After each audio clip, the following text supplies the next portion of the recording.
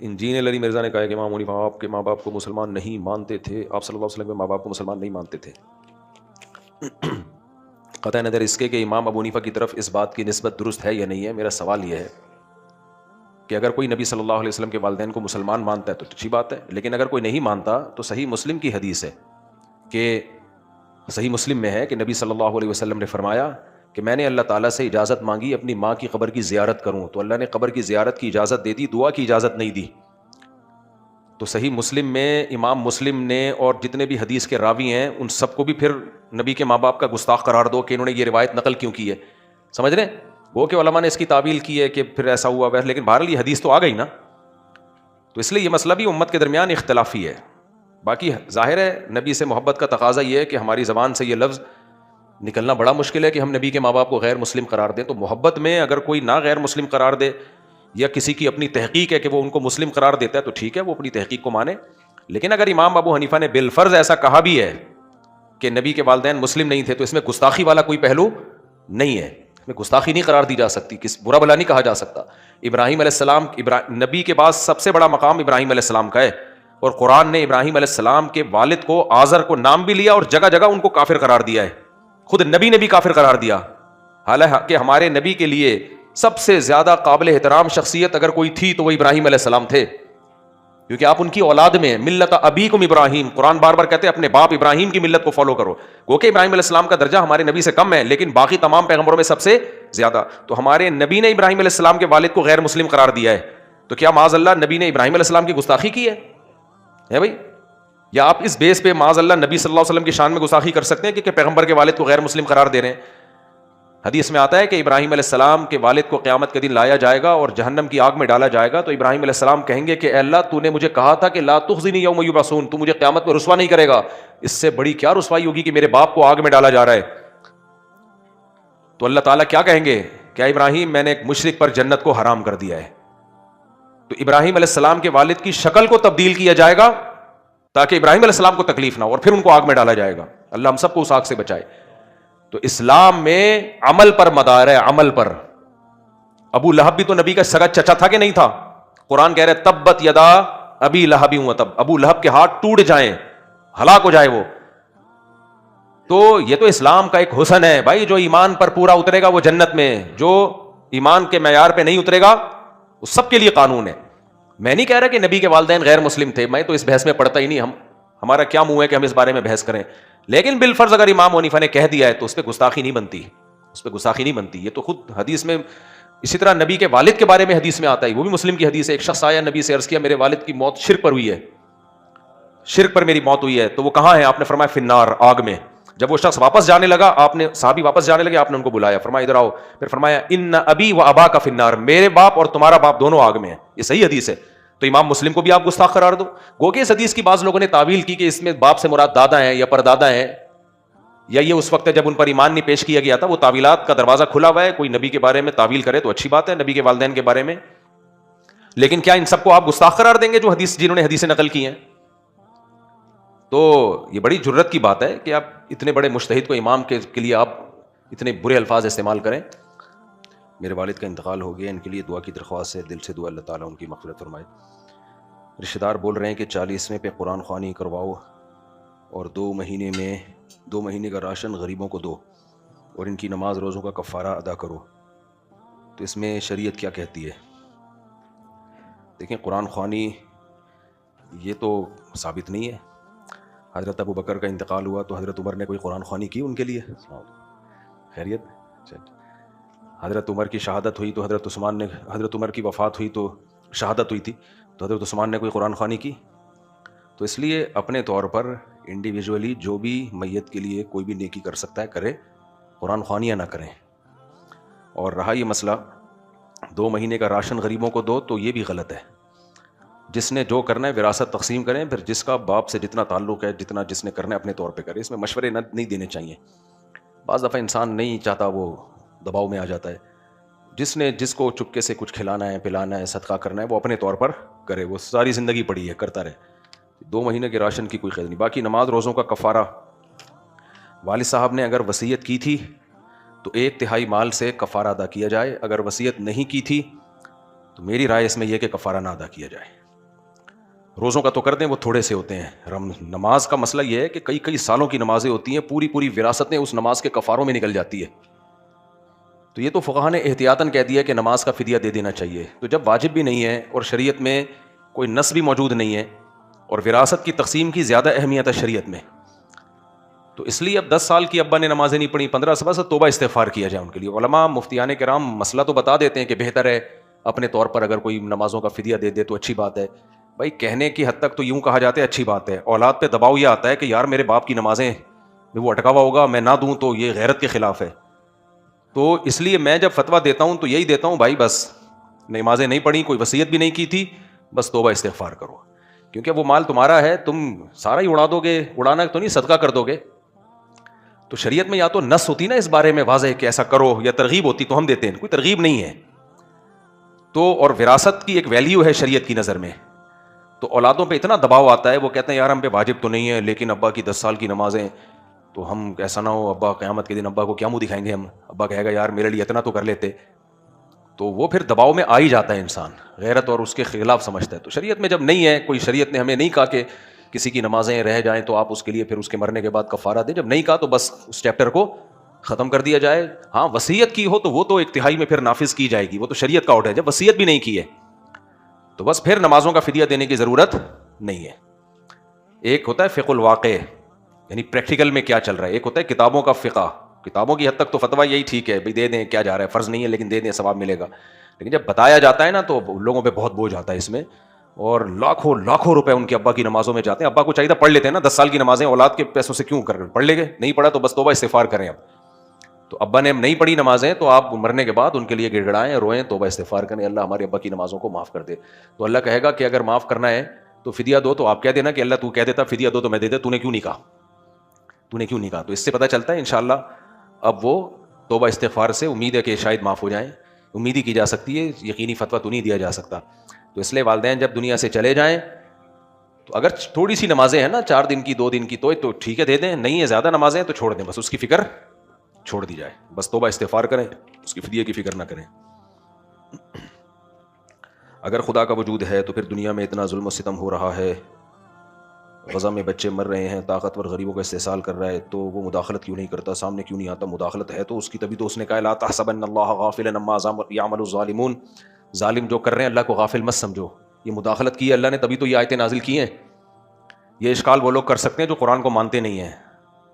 ہم تو مانتے ہیں قرآن کو, اللہ قرآن میں کہہ رہا ہے کہ میں غافل نہیں ہوں, میں سزا اس لیے نہیں دیتا کہ ایک دن میں نے آزمائش کا, امتحان کا, رزلٹ کا رکھا ہوا ہے, قیامت کا دن ہوگا اس دن سب کو لٹکاؤں گا میں.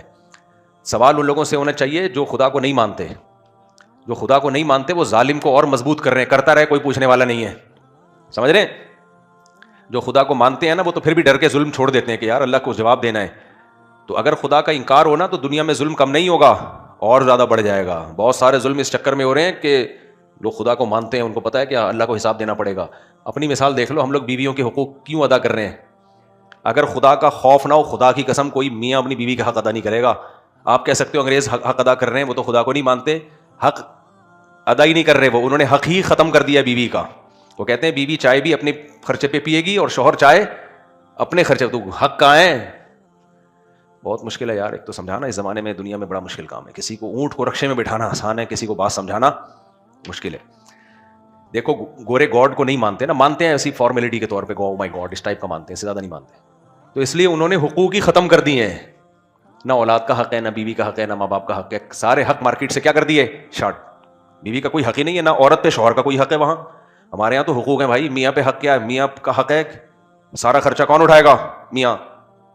تو اللہ کا خوف ہے تو اٹھا رہے ہیں بھائی, میں پاگلوں میں 4 کا خرچہ اٹھاؤں, میرا دماغ خراب ہے. خدا کا خوف نہ ہوتا میں کبھی بھی نہیں اٹھاتا, میں شادیاں ہی نہیں کرتا. تو میں یہ کہہ رہا تھا کہ جو شوہر بیویوں کے حقوق ادا کرتے ہیں اللہ کے خوف کی وجہ سے ہی کرتے ہیں, محبت کی وجہ سے بھی ہوتے ہیں, یہ نہیں کہ, لیکن محبت میں اتنے خرچے نہیں اٹھاتا کوئی کسی کے. تو یہ اللہ کا خوف ہوتا ہے. اللہ نے بول دیا کہ بھائی یہ ہم نے تمہاری کسٹڈی میں اس لیے دی ہے کہ ان کی ساری زندگی کی کفالت تمہارے ذمہ ہے, تو گورا نہیں اٹھاتا. اور یہ جو لبرل لوگ ہیں نا, یہ تو اب ان کو جاب والی لڑکیاں چاہیے, کیونکہ خدا کا خوف ہی نہیں ہے. یہ کہتے ہیں ہم کیوں تمہارا پورا خرچہ اٹھائیں, آدھا تم کماؤ گی آدھا میں. تو خدا کا انکار ظلم ہی ظلم ہے یا نہیں ہے؟ بیوی جو تیری بیوی ہے کم بخت, اس کی کمائی پہ تو چاہتا ہے کہ پلے, یہ تو مولوی لوگ ہی ہیں جو کہتے ہیں غیرت کے خلاف ہم اپنا بیوی کا پیسہ کھائے گا. تو یہ غیرت محرت اللہ سے ہی آئی ہے. باقی اس لیے دنیا میں ظلم بڑھے گا اگر خدا کا انکار ہوگا, کیونکہ پوچھنے والا پھر جو جس کی لاٹھی اس کی بھینس. تو اس لیے جو ملحد لوگ ہیں نا, ان سے پوچھو کمبختو, تم خدا کا انکار کر کے انسانیت پہ ظلم کو بڑھا رہے ہو, ظلم بڑھا رہے ہو. نہ اولاد ماں باپ کی مانے گی, نہ ماں باپ اولاد کے لیے پیدا ہی نہیں کر رہے. انگریز, آپ کہہ سکتے ہو انگریز بھی تو اولاد کے حقوق ادا کرتے ہیں, پیدا ہی نہیں کر رہے, حقوق کہاں سے ادا کریں گے. تو جو مسلمان مرد ہے اس کی آمدن کا تو سارا حصہ اس کے بیوی بچوں پہ خرچ ہوتا ہے, جو بچ جاتا ہے ماں باپ پہ اور بہن بھائیوں پہ, تھوڑا سا ہی اپنے لیے بچاتا ہے. اور پراپرٹی بھی وہ بناتا کیوں ہے؟ آئندہ آنے والی نسلوں کے لیے. ملحد لوگوں میں اتنا ظرف نہیں ہوتا. ملحد سب کماتا ہے کھاتا ہے, کہتا ہے کوئی بچے پیدا ہی نہیں کرنے ہیں, کہتا ہے کیوں میں کھاؤں گا, میں کماؤں گا, میرا ہے بس سب کچھ. مسلمان کیا کرتا ہے؟ میرا کچھ بھی نہیں ہے بھائی, سارا میرے ماں باپ کا, میری بیوی کا, میرے بچوں کا. میں تو بہت سے لوگوں کو دیکھتا ہوں پراپرٹی خریدنے ہیں, بھائی کیوں خرید رہے ہو؟ یار بچوں کے کام آئے گی, بچوں کو میں لاوارث نہیں چھوڑنا چاہتا. تو یہ جو انسانیت کی فکر کا جذبہ ہے یہ صرف ایمان والوں میں ہوتا ہے, باقی سب منہ کے فائر ہیں, منہ کے فائر ہیں اور کچھ بھی نہیں ہے. اچھا میرے وہی مسجد کی تعمیر کے لیے چندے کی ضرورت ہے. کیوں نہیں ضرورت ہے؟ تمہارے ماموں کرائیں گے مسجد کی تعمیر چندے ہی کے بغیر؟ گورنمنٹ تھوڑی پیسہ دیتی ہے مسجدوں کو. تو اچھا ہوا مجھے یاد آ گیا, مسجد کی تعمیر کے چندے سے ہماری مسجد بھی تعمیر ہو رہی ہے, چندہ دے دیں, ثواب دارین حاصل کریں. ہماری مسجد کی اب تعمیر شروع ہونے والی ہے, یہ فرنٹ ٹوٹے گا, آگے جائے گا, کیونکہ ہماری مسجد اب چھوٹی پڑ رہی ہے, جمعے میں تو جگہ ہی نہیں ہوتی, اور اس سے زیادہ مسئلہ ہوتا ہے رمضان میں. رمضان میں ہمارے یہاں دنیا بھر سے لوگ چاہتے ہیں اعتکاف میں آ کے بیٹھیں, مگر ہمارے پاس جگہ نہیں ہے. 500 لوگوں کو ہم چاہتے ہیں اعتکاف میں بٹھائیں, مگر بٹھاتے ہم 50-100 سے زیادہ لوگ نہیں ہیں, کیونکہ جگہ ہی نہیں ہے ہمارے پاس. تو واش روم نہیں ہے اور بھی اسپیس ہی نہیں ہے نا. تو رمضان میں بہت رش ہوتا ہے, لوگ تفسیر سننے آتے ہیں, 10 دن چاہتے ہیں کہ لوگ اللہ اللہ کریں بیٹھ کے مسجد میں, تو جگہ ہی نہیں ہے. تو اس لیے یہ میرا کلپ بنا کے بھی چلا دیں, تو آپ لوگ چندہ دیں, ثواب ملے گا. نہیں دینا تو جاؤ, تمہاری مرضی, ایسے ہی چلتے رہیں گے, میرا اپنا ذاتی تھوڑی ہے کوئی. تو اللہ کا گھر ہے, یہ ہٹا دینا, نہیں دینا تو جاؤ, غصہ ہو جاتے ہیں لوگ. چل جانے دے یار, یہ بھی جانے دے. تو تمہارا فائدہ ہے, ہمارا نہیں ہے, دین کا فائدہ ہے, دین کے صدقے جاری ہے. تو اس میں اچھا خاصا خرچہ آ رہا ہے, تھوڑا خرچہ نہیں آ رہا, کیونکہ ہم نے اسٹینڈرڈ کی مسجد بنانی ہے, کیونکہ یہ پلر بہت پرانے ہو چکے ہیں. تو باقاعدہ ایک کمپنی کو ہم نے, کنسٹرکشن کی کمپنی کو ہم نے پروجیکٹ دیا ہے. تو ہم جو 3D تصویریں ابھی بنائی ہیں نا ہم نے فیوچر کی الفلاحیہ مسجد, اس کا نقشہ ہی بنوانے میں کئی مہینے لگ گئے ہیں. تو اس کا نقشہ بن چکا ہے, تو وہ ہم نقشے بھی یہاں لگا دیں گے کہ فیوچر میں الفلاحیہ مسجد کا نقشہ کیا ہوگا. اس پورے علاقے میں بیچاری سب سے زیادہ قسمہ کرسی والی جو مسجد ہے نا, حالت ہے, وہ ہماری مسجد کی ہوئی ہے. ساری مسجدیں بن گئی ہیں, یہ ہماری مسجد کی حالت بہت بیچاری قسم کرسی کی حالت میں ہے مسجد. تو اس کو بہت اچھا ہم بنا رہے ہیں الحمدللہ, تو بڑھا رہے ہیں آگے. اور یہ وضو خانے ادھر شفٹ ہو جائیں گے, خواتین کے لیے پراپر ایک جگہ ہوگی, الگ نماز کی جگہ ہوگی, اعتکاف کی جگہ, اعتکاف میں تو نہیں بٹھائیں گے ہم خواتین کو, لیکن بیان کی جگہ ہوگی, جو تفسیر سننے کے لیے خواتین آتی ہیں ان کی جگہ ہوگی. وہ پورا سیپریٹ. خواتین جو بیان کے لیے آتی ہیں واش روم نہیں ہے, تو ان کے لیے رومز بنیں گے جن میں ان کے لیے واش روم بھی ہو. پھر تفسیر میں آپ کو پتا ہے کہ تراویح میں بھی بہت سی خواتین آتی ہیں, تو چھوٹا موٹا تبلیغی جماعت والے آتے ٹھہرتے ہیں, ان کے لیے کوئی کمرہ نہیں ہے, ٹھکانا نہیں ہے. باہر ملکوں سے جماعتیں آئی بھی ہوتی ہیں, بیچارے مسجد میں ٹھہر رہے ہوتے ہیں, اگر کمرہ دے دیں تو کچن نہیں ہے, کچن ہے تو 100 لوگ اس کچن کو استعمال کر رہے ہوتے ہیں. تبلیغ والوں کے لیے ایک الگ تمیز سے کمرہ بنانا ہے. جماعتیں آتی ہیں وہ تمیز سے سکون اطمینان کے ساتھ ٹھہریں, ان کے اٹیچ باتھ روم ہو, واش روم ہو, گرم پانی کا انتظام ہو اور کچن ہو. اسی طرح پھر آگے یہاں پر مزید جب یہ مسجد بن جائے گی تو پھر یہاں اسلامی کے اسکول بنائیں یا مدرسہ بنائیں, وہ پھر بات کا مرحلہ ہے. تو یہ لمبے چوڑے پروجیکٹ ہیں جن میں کروڑوں روپے کا خرچہ ہوگا, تو یہ میں نے اپنی جیب سے ادا نہیں کر سکتا. صحیح ہے, تو یہ آپ لوگوں نے کرنا ہے. تو کہاں کیسے کرنا ہے, تو MTM فاؤنڈیشن کا نمبر یہ کلپ کے ساتھ چلا دیں, ٹھیک ہے. وہ فاؤنڈیشن میں آپ پیسے دے دیں, رسید لے لیں. رمضان کے فوراً بعد ہم نے یہ کام شروع, ابھی ہم اس لیے شروع نہیں کر رہے کہ پھر رمضان میں مسئلہ نہ ہو رہے, ایسا نہ نمازوں کی جگہ نہ ہو. تو رمضان کے فوراً بعد ہم یہ کام شروع کریں گے, اگلے رمضان سے پہلے انشاءاللہ اس کو نمٹا دینا ہے. تو آپ لوگ اس میں تعاون کریں, بہت ثواب ملے گا انشاءاللہ. صلو علی الحبیب. مفتی صاحب میرے شوہر نے مجھ سے آہستہ پڑھنے کو بولا ہے, پکڑے گئے بھائی, یہ تو آہستہ نہیں, جب پکڑے گئے تو آہستہ کیا, یہ بہت لمبا سوال ہے بھائی. یہ پھر یار یہ اتنے لمبے سوال جو ہے نا دارالفتہ میں جمع کرایا کریں. اس خاتون سے کہیں کانٹیکٹ نمبر کوئی بھی اس میں ڈال دیں اور پھر وہاں گارڈ کو دے دیں, کسی کو بھی دے دیں, تو میں تفصیل سے پڑھ کے اس کا ریٹرن میں جواب لکھ دوں گا. مفتی سے میرا سوال یہ ہے کہ جب اللہ تعالیٰ نے ہماری قسمت میں پہلے سے سب کچھ لکھا ہوا ہے, تو جب ہم کوئی گناہ یا ثواب کا کام کرتے ہیں تو اس کے عذاب یا ثواب کیوں ملتا ہے؟ یہ تو کئی دفعہ اس کا جواب دے چکا ہوں میرے بھائی. اللہ تعالیٰ کو ہمارے بارے میں پہلے سے علم ہے کہ کس نے کیا کرنا ہے، اور علم میں یہی ہے کہ یہ اپنے اختیار سے نیکی کرے گا، اپنے اختیار سے گناہ کرے گا۔ ایک آدمی کو، ہمیں تو کسی کا پہلے سے پتہ نہیں ہوتا، لیکن اللہ کا علم تو کامل ہے نا، تو اللہ کو پتہ ہوتا ہے میں اس کو دونوں راستے دوں گا، یہ اپنے اختیار سے برائی کے راستے کو اختیار کرے گا، اسی علم کو، وہ علم چینج نہیں ہو سکتا۔ تو اس لیے جنت اور جہنم سب پہلے سے لکھی ہوئی ہے۔ لکھی ہوئی کا مطلب یہ ہے کہ یہ اپنے اختیار سے برے کام کرے گا اور جہنم میں جائے گا، اور یہ اپنے اختیار سے اچھے کام کرے گا اور جنت میں جائے گا۔ تو اختیار ختم نہیں ہو رہا، اختیار تو اور پکا ہو رہا ہے کہ تو یہ ہم اپنے اختیار سے ہی کر رہے ہوتے ہیں سب کچھ۔ ہاں، اللہ کا علم وہ تبدیل نہیں ہو سکتا۔ اس کا جواب میں کئی بار دے چکا ہوں۔ انجینئر علی مرزا نے کہا کہ امام حنیفہ آپ کے ماں باپ کو مسلمان نہیں مانتے تھے، آپ صلی اللہ علیہ وسلم کے ماں باپ کو مسلمان نہیں مانتے تھے۔ قطع نظر اس کے کہ امام ابو حنیفہ کی طرف اس بات کی نسبت درست ہے یا نہیں ہے، میرا سوال یہ ہے کہ اگر کوئی نبی صلی اللہ علیہ وسلم کے والدین کو مسلمان مانتا ہے تو اچھی بات ہے، لیکن اگر کوئی نہیں مانتا تو صحیح مسلم کی حدیث ہے کہ صحیح مسلم میں ہے کہ نبی صلی اللہ علیہ وسلم نے فرمایا کہ میں نے اللہ تعالیٰ سے اجازت مانگی اپنی ماں کی قبر کی زیارت کروں، تو اللہ نے قبر کی زیارت کی اجازت دے دی، دعا کی اجازت نہیں دی۔ تو صحیح مسلم میں امام مسلم نے اور جتنے بھی حدیث کے راوی ہیں ان سب کو بھی پھر نبی کے ماں باپ کا گستاخ قرار دو کہ انہوں نے یہ روایت نقل کیوں کی ہے، سمجھ رہے ہیں؟ وہ کہ علماء نے اس کی تعویل کی ہے کہ پھر ایسا ہوا ویسا، لیکن بہرحال یہ حدیث تو آ گئی نا، تو اس لیے یہ مسئلہ بھی امت کے درمیان اختلافی ہے۔ باقی ظاہر ہے نبی سے محبت کا تقاضا یہ ہے کہ ہماری زبان سے یہ لفظ نکلنا بڑا مشکل ہے کہ ہم نبی کے ماں باپ کو غیر مسلم قرار دیں، تو محبت میں اگر کوئی نہ غیر مسلم قرار دے یا کسی کی اپنی تحقیق ہے کہ وہ ان کو مسلم قرار دیتا ہے تو ٹھیک ہے، وہ اپنی تحقیق کو مانے۔ لیکن اگر امام ابو حنیفہ نے بالفرض ایسا کہا بھی ہے کہ نبی کے والدین مسلم نہیں تھے، تو اس میں گستاخی والا کوئی پہلو نہیں ہے، اس میں گستاخی نہیں قرار دی جا سکتی، برا بھلا نہیں کہا جا سکتا۔ ابراہیم علیہ السلام، نبی کے پاس سب سے بڑا مقام ابراہیم علیہ السلام کا ہے، اور قرآن نے ابراہیم علیہ السلام کے والد کو آزر کو نام بھی لیا اور جگہ جگہ ان کو کافر قرار دیا ہے، خود نبی نے بھی کافر قرار دیا۔ حالانکہ ہمارے نبی کے لیے سب سے زیادہ قابل احترام شخصیت اگر کوئی تھی تو وہ ابراہیم علیہ السلام تھے، کیونکہ آپ ان کی اولاد میں ملت ابیکم ابراہیم، قرآن بار بار کہتے ہیں اپنے باپ ابراہیم کی ملت کو فالو کرو، گو کہ ابراہیم علیہ السلام کا درجہ ہمارے نبی سے کم ہے لیکن باقی تمام پیغمبروں میں سب سے زیادہ۔ تو ہمارے نبی نے ابراہیم علیہ السلام کے والد کو غیر مسلم قرار دیا ہے، تو کیا معاذ اللہ نبی نے ابراہیم علیہ السلام کی گستاخی کی ہے بھائی؟ یا آپ اس بیس پہ معاذ اللہ نبی صلی اللہ علیہ وسلم کی شان میں گستاخی کر سکتے ہیں کہ پیغمبر کے والد کو غیر مسلم قرار دے رہے ہیں؟ حدیث میں آتا ہے کہ ابراہیم علیہ السلام کے والد کو قیامت کے دن لایا جائے گا اور جہنم کی آگ میں ڈالا جائے گا، تو ابراہیم علیہ السلام کہیں گے کہ اے اللہ تو نے مجھے کہا تھا کہ لا تخزنی یوم یبعثون، تو مجھے قیامت میں رسوا نہیں کرے گا، اس سے بڑی کیا رسوائی ہوگی کہ میرے باپ کو آگ میں ڈالا جا رہا ہے۔ تو اللہ تعالیٰ کیا کہیں گے کہ اے ابراہیم میں نے ایک مشرک پر جنت کو حرام کر دیا ہے، تو ابراہیم علیہ السلام کے والد کی شکل کو تبدیل کیا جائے گا تاکہ ابراہیم علیہ السلام کو تکلیف نہ ہو، اور پھر ان کو آگ میں ڈالا جائے گا۔ اللہ ہم سب کو اس آگ سے بچائے۔ تو اسلام میں عمل پر مدار ہے، عمل پر۔ ابو لہب بھی تو نبی کا سگا چچا تھا کہ نہیں تھا؟ قرآن کہہ رہے تبت یدا ابی لہب وتب، ابو لہب کے ہاتھ ٹوٹ جائیں، ہلاک ہو جائے وہ۔ تو یہ تو اسلام کا ایک حسن ہے بھائی، جو ایمان پر پورا اترے گا وہ جنت میں، جو ایمان کے معیار پہ نہیں اترے گا وہ سب کے لیے قانون ہے۔ میں نہیں کہہ رہا کہ نبی کے والدین غیر مسلم تھے، میں تو اس بحث میں پڑھتا ہی نہیں، ہمارا کیا منہ ہے کہ ہم اس بارے میں بحث کریں، لیکن بالفرض اگر امام حنیفہ نے کہہ دیا ہے تو اس پہ گستاخی نہیں بنتی، اس پہ گستاخی نہیں بنتی۔ یہ تو خود حدیث میں، اسی طرح نبی کے والد کے بارے میں حدیث میں آتا ہے، وہ بھی مسلم کی حدیث ہے۔ ایک شخص آیا نبی سے عرض کیا میرے والد کی موت شرک پر ہوئی ہے، شرک پر میری موت ہوئی ہے، تو وہ کہاں ہے؟ آپ نے فرمایا فی النار، آگ میں۔